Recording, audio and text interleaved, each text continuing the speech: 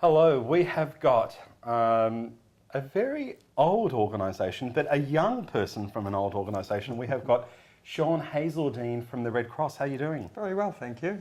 Good. So what are you doing with the Red Cross? I'm the National Manager for our youth and family programs. So a lot of people don't know about Red Cross, but we have a whole range of services that we run in the community as well.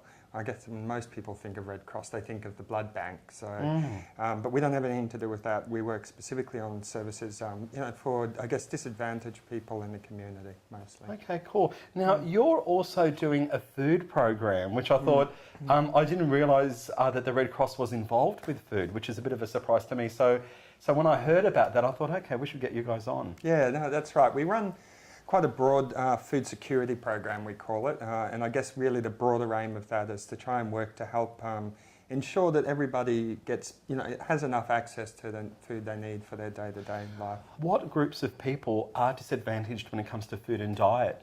Well, there's quite a lot of them actually, and some of them may surprise you, I guess, more than others, but the groups that we particularly focus on, would be people, I guess, who are in lower socioeconomic areas, who may be unemployed or struggling in other ways.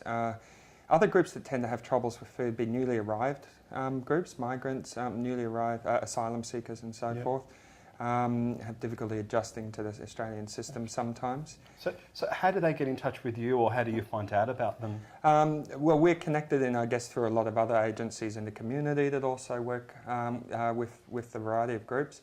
But I guess also for newly arrived migrants, the Red Cross runs a large number of services for newly arrived peoples, and we just connect in through that way. Yeah.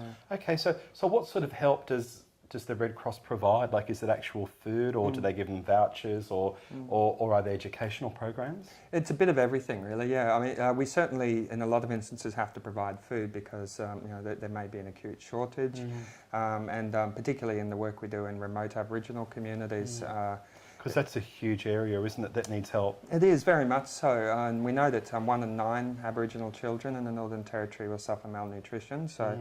At some stage, which is a terrifying kind of prevalence of it, really. And also, because of their diet, they also have a lot of problems with diabetes, don't they? Absolutely, and not just Aboriginal communities, but there's a certain paradox, I guess, or that we sort of call the food paradox, that in areas where people do struggle to get regular access to healthy foods, there are higher rates of obesity and type 2 diabetes and other chronic diseases associated with nutrition. And also, it's commonly known now that people that have the lowest incomes, or people that are on welfare, tend to not have much luck with their diet or health. Because good food costs more money, doesn't it? Absolutely it does. And they sometimes also live in areas where it may not be that easy to access affordable good food. That's right.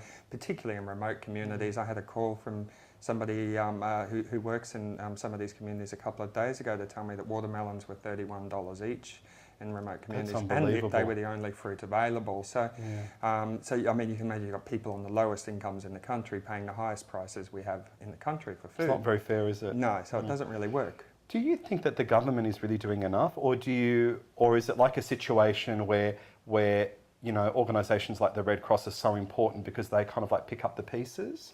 Is that how it works? Yeah, I mean, I think with this as well with a lot of social issues, really, it's not the responsibility of any single entity. I think it's something that we all work together towards, and certainly government has a role, and certainly the charities do, but the broader community does as well.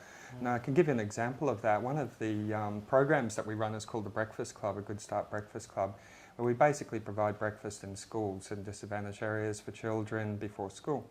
And these things work, and they happen because of some support from the government, having corporates and businesses donate product or money, having people from the community come and volunteer, an organisation like the Red Cross. So you're getting together. Yeah. Yeah, a lot of coordinating as well. Yeah, and I think that's really the key with most things, really, is that we need to work together to, for the betterment of the communities. Yeah. Okay, so how is the Red Cross funded?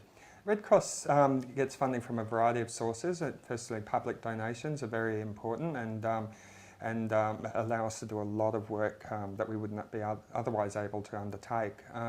But we also receive some money from government. We receive some money from trusts and foundations, from some corporate sponsorships and that as well. Some bequests as well. So certainly, there's a whole range of sources that come together to make it happen.